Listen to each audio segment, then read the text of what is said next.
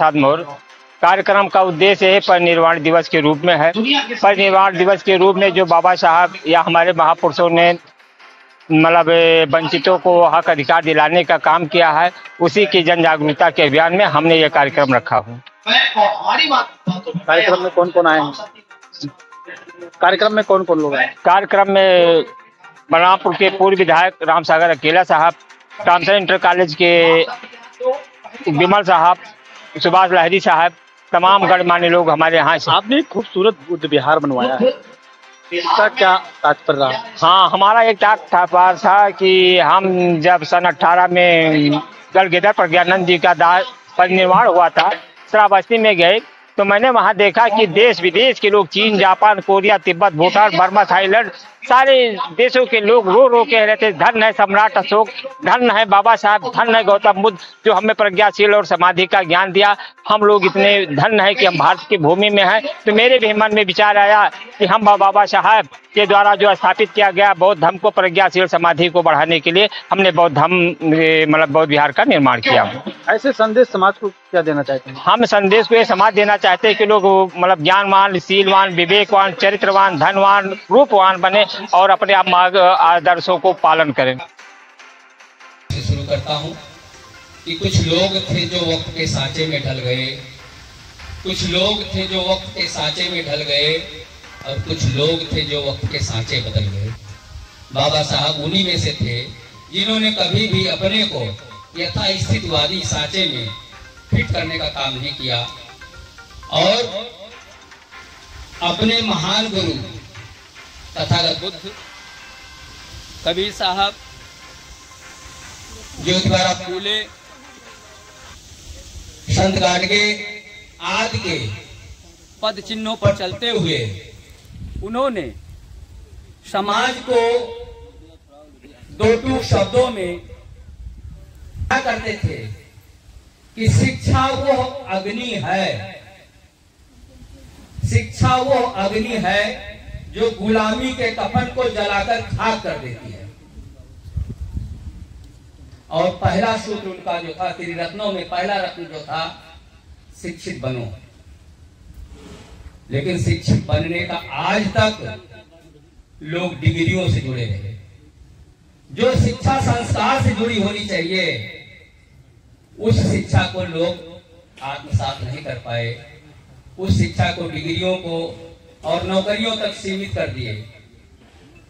शिक्षा वो होती है जो आत्मसम्मान का बोध कराती है, जो सामाजिक उत्तरदायित्व का बोध कराती है, जो पे बैक टू सोसाइटी का बोध कराती है।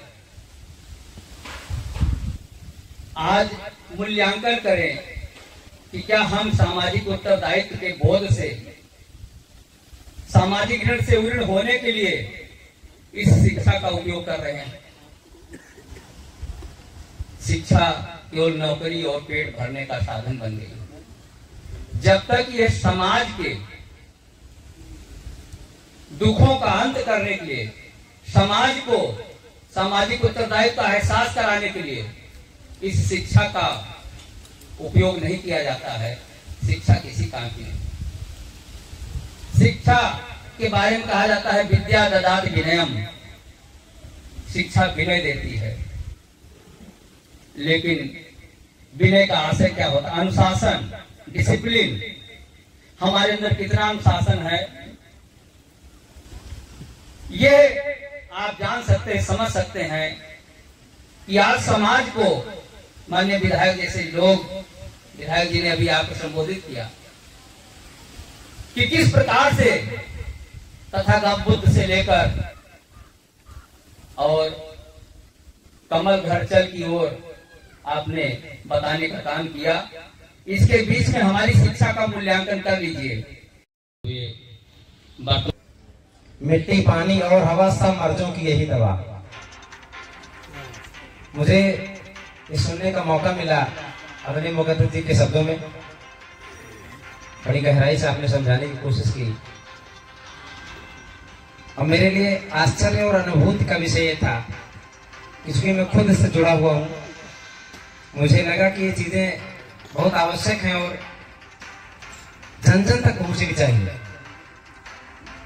मैं कोई राजनीति से जुड़ा हुआ व्यक्ति नहीं हूं,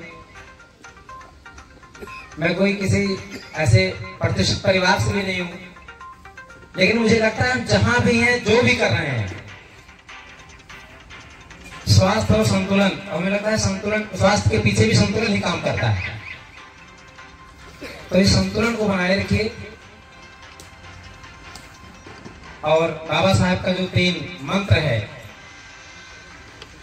शिक्षित बनो, संगठित रहो, संघर्ष करो, ये बहुत ही महत्वपूर्ण है। हमें इस पर चिंतन करना चाहिए और यदि हम चाहते हैं कि हम सुखी जीवन यापन करें, हमारी आने वाली पीढ़ियां सुखी संपन्न रहें, तो इकोनॉमिक्स का एक फार्मूला है, मैं इसे कहना चाहूंगा कि आप शिक्षा से जुड़े, सड़क से जुड़े, शहर से जुड़े, क्योंकि यही वो फार्मूला है जो बाबा साहब ने दिया है। शिक्षा से जुड़े का तात्पर्य क्या है? आपने देखा होगा कि तमाम कम पढ़े लिखे लोगों, माँ बाप की औलादें उनके बेहतर एजुकेशन की बदौलत बड़े बड़े पदों पर आसीन हो जाते हैं और होते हैं। आपके बीच में से उदाहरण है। दूसरा फार्मूला, सड़क से जुड़े। सड़क से जुड़ने का क्या तात्पर्य है?